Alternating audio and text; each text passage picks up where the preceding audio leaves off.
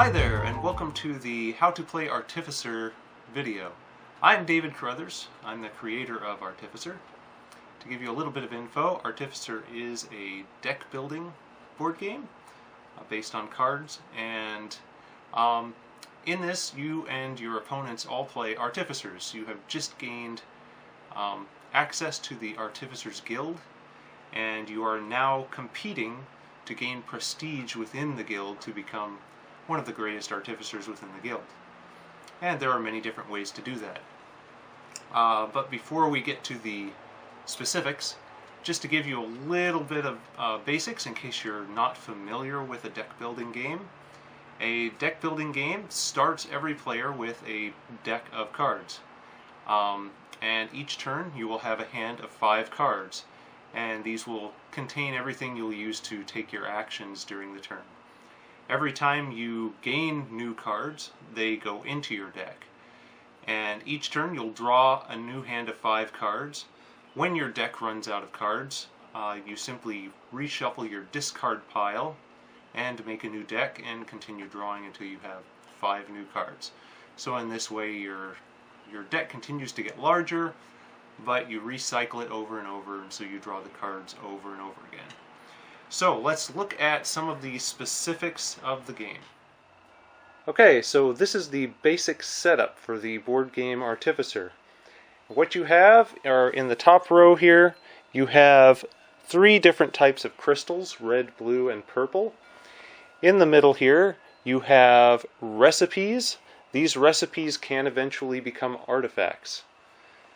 On the bottom row, we have titles. These titles are worth a fair amount of points if you've built the right artifacts, but can only be bought under certain conditions. Down at the bottom, each player here will start with some reminder reference cards that give you certain costs and the actions you can take. Each player will also start with a starting deck.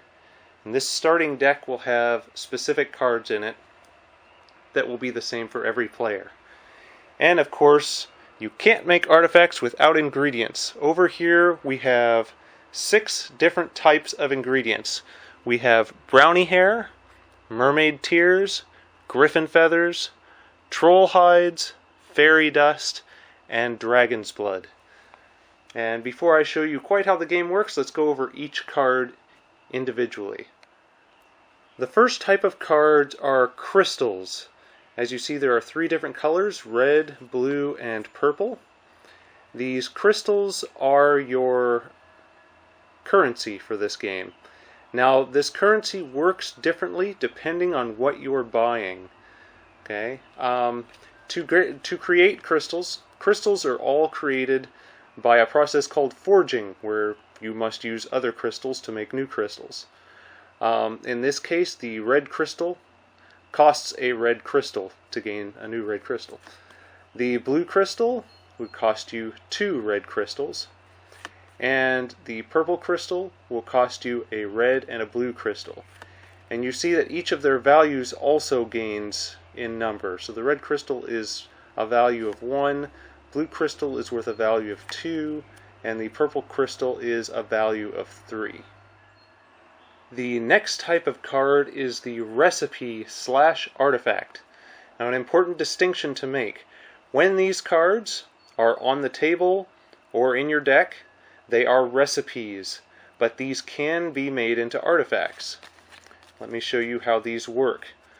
Each recipe has, of course, a title, the picture. The actual recipe is in the center of the card. It gives you the type of artifact that it will make and the ingredients that it will cost to make it. Down near the bottom, of course, is the ability.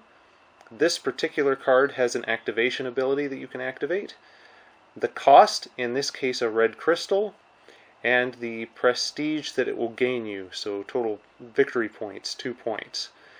Now, it's important to note that when buying recipes, you must use the exact crystal in the cost to collect the recipe. So in this case, you would need exactly a red crystal. When you move up to a recipe that costs a blue crystal, You can't then pay 2 red crystals to gain this recipe. You must spend exactly 1 blue crystal. And for the purple crystal recipes, the same thing. And you'll notice that each of them gains in value, and their abilities will become more powerful as well. For example, the Initiate's Handbook lets you simply look at the top card of your library and then discard it or put it back.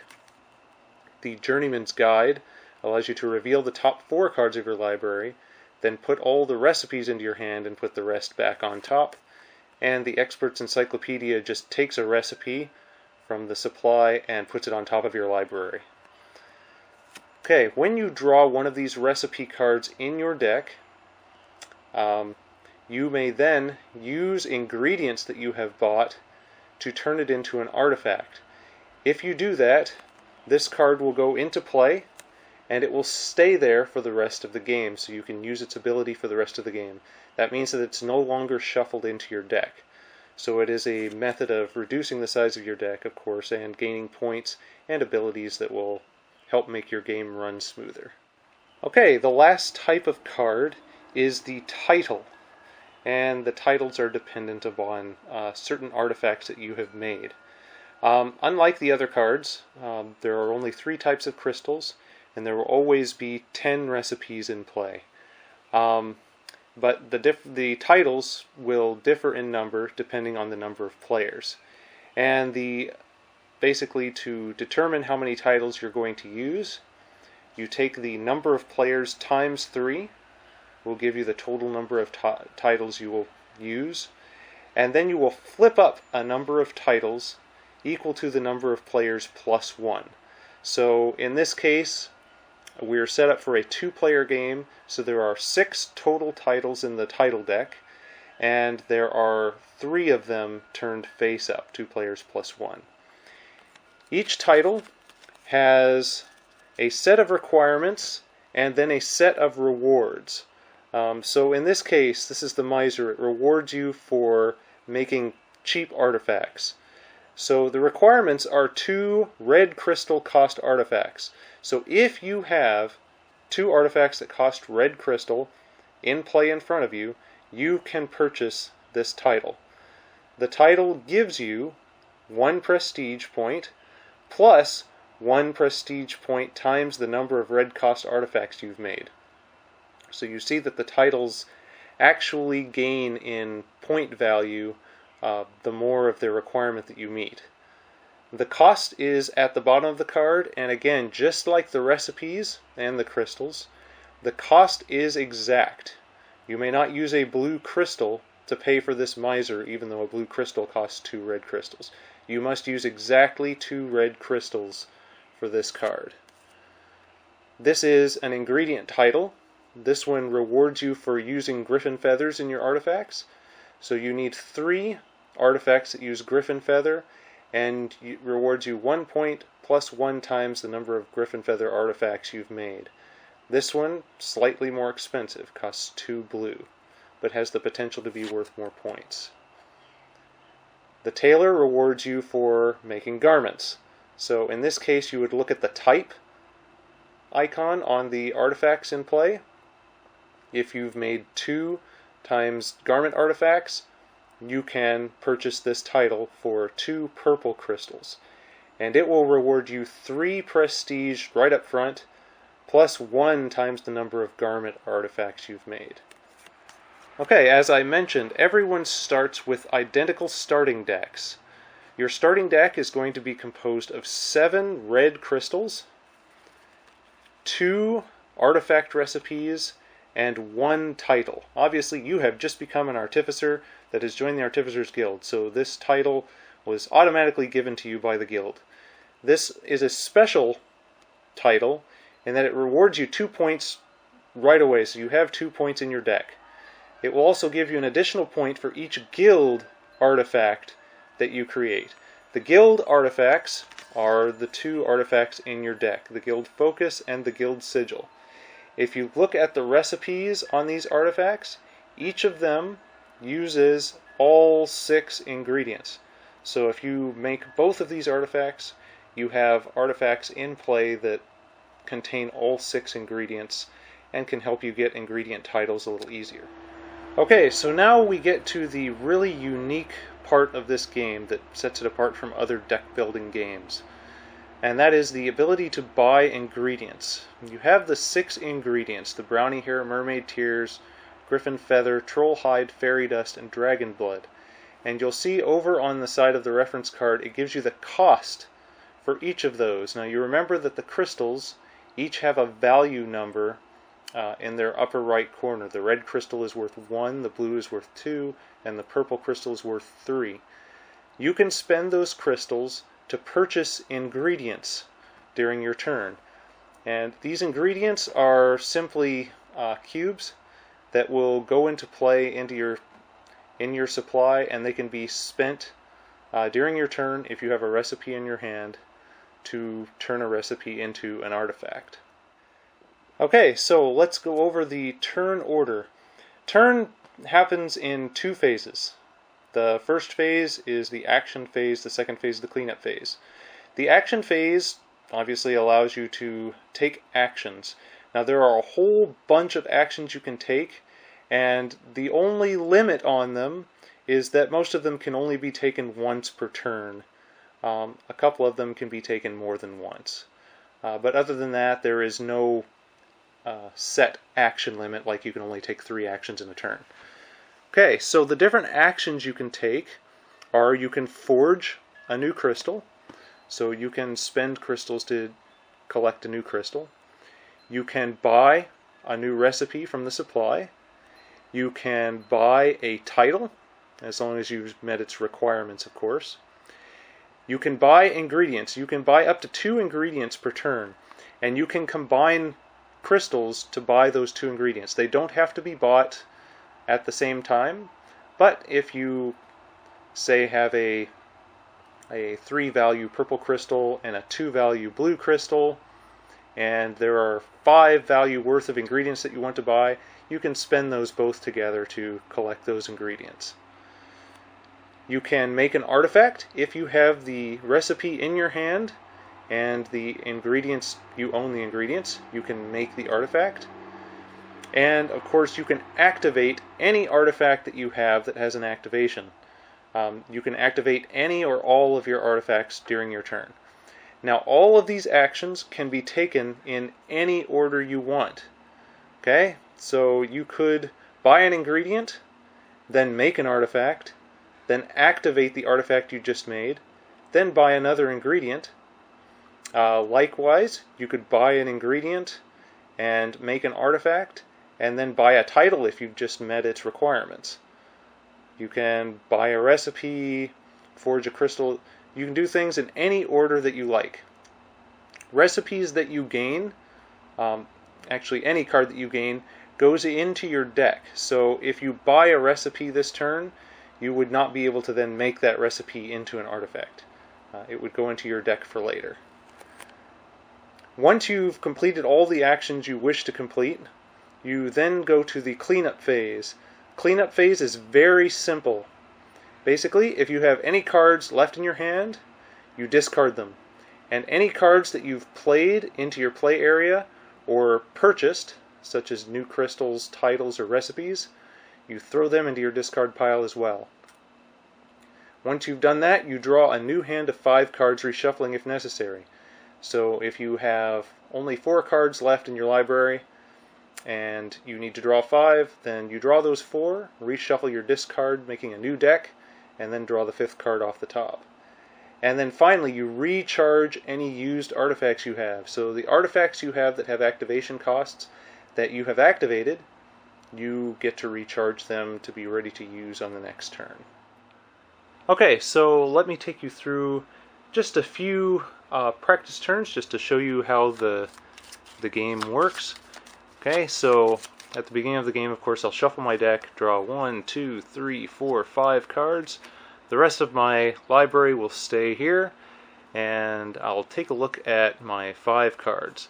So I have a title in my hand which is useless. Obviously it's worth points at the end of the game, but during the game it does absolutely nothing. I also have 4 red crystals. So I have a total of 4 value if I'm looking to buy ingredients, or I have red crystals that I can use to purchase recipes or new crystals. So the first thing I can do this turn, I can spend 2 red crystals to pick up a new blue crystal. Now this is my play area. So everything I spend or collect is just going to go in a pile directly in front of me, and that pile should probably be right next to your deck. That leaves me with 2 red crystals left. I can't buy another blue crystal because I have already done that this turn and can only do that once per turn. So I can buy 2 ingredients or 1 ingredient, or buy a recipe and an ingredient, or I cannot buy 2 recipes because I can only do that once per turn as well. So what I will go ahead and do is purchase a new recipe, and for my last crystal, purchase a brownie hair. And I will just put that somewhere where I have access to it. So I have reached the end of my turn. That's all the actions I can take. I have no crystals left. So all my remaining cards, and the cards that I've played and gained, will go into a discard pile. If I had artifacts to recharge, I would do that. I do not. So I will draw 5 new cards. Okay, so in this case, there are my 2 recipes that I can't make right now. So this turn, what I will do is I will decide, let's go ahead and pay 3 to pick up a griffin feather. And that is all I will do during my turn. Okay, right now I have a brownie hair and a griffin feather in my supply. I can only have 10 ingredients total in my supply at any point during the game. If I ever collect an 11th ingredient, I must immediately discard one of my other ingredients. Okay, so it would go back to the supply. Okay, so since I have no cards to draw in my library, I must reshuffle before I can draw my new hand of 5 cards. 2, 3, 4, 5. Okay.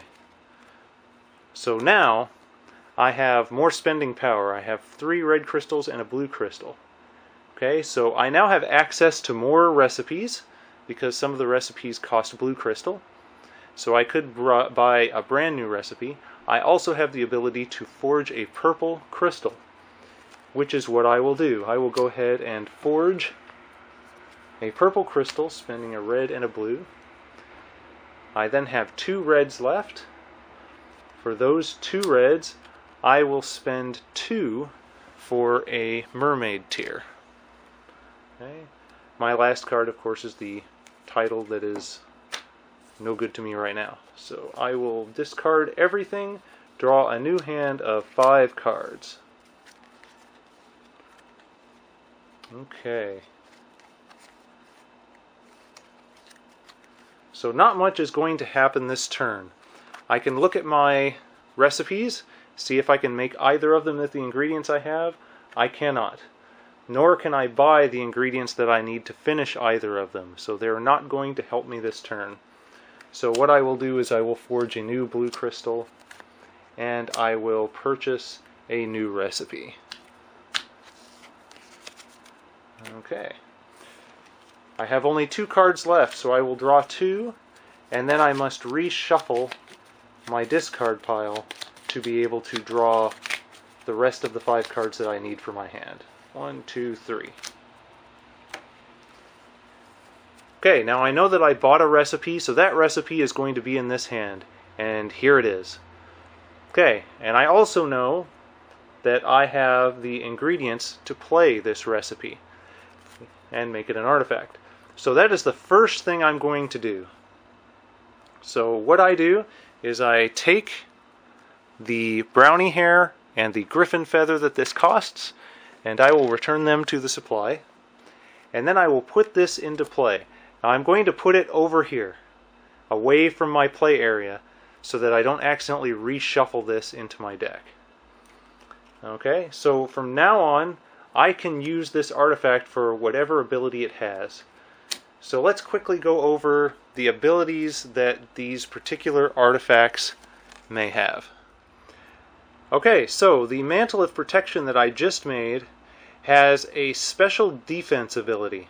And it says when an opponent makes a potion, you may activate this to ignore its effects, but this does not recharge at the end of my turn when I've used it. So it can be used once to defend myself from a potion.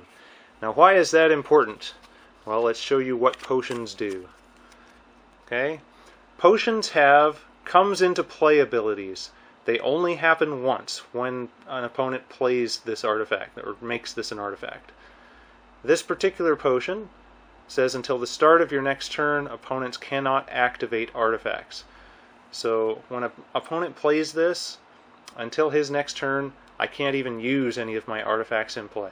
So if I have a lot of artifacts that have activation abilities that I need to use, then I might want to activate this. Oh, where'd it go? There it is! Activate this cloak that I just made to protect myself from that potion. Okay. Cloaks. Cloaks generally have abilities.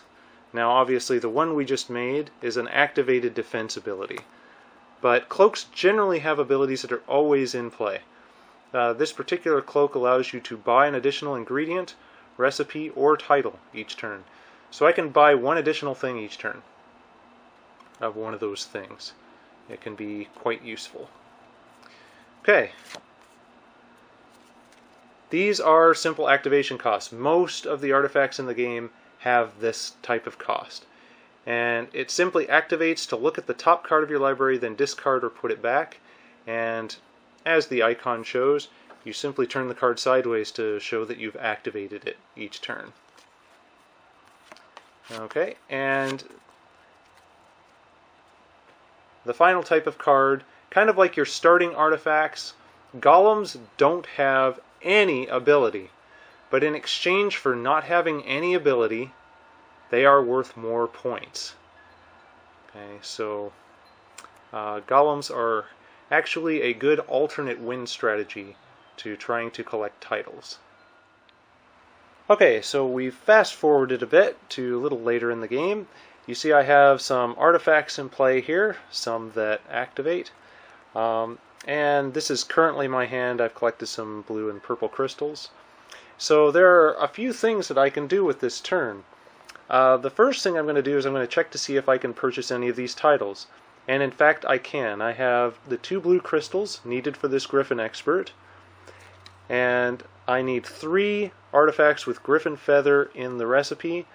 So I take a look at my artifacts and this one does, this one does, this one does, and this one does. So I actually have 4. So yes, I want to purchase this Griffin Feather, this Griffin Expert title, because it will be worth 1 point plus 1 times the 4 Griffin Feather artifacts I have. So right now it's worth 5. Later in the game it could be worth more if I make some more artifacts with Griffin Feathers in them. So I'm going to spend the 2 blue crystals and purchase that title. And once I've done that, I need to flip up a new title from the title deck so that there are always the correct number of titles in play. Obviously this deck will eventually run out and then you might have fewer than 3 titles up, but that's fine. Alright, so the next thing is I'm going to look at activating some of my artifacts. Okay, I do have some ingredients in my supply here, so I'm going to use the Expert's Encyclopedia that allows me to collect a recipe and put it on top of my library. I'm going to activate it to take an Initiate's Handbook and put it on top of my library. Then I'm going to use the Journeyman's Guide to reveal the top 4 cards of my library and put all the recipes I find into my hand. So I'm going to look at the top 4 cards of my library, and I get to put this recipe into my hand, and the rest go back on top of my library in any order. They're all red crystals, so the order doesn't matter. Okay, and I picked up this Initiate's Handbook partly because I have everything I need to make it, so I can immediately make it since it's in my hand now.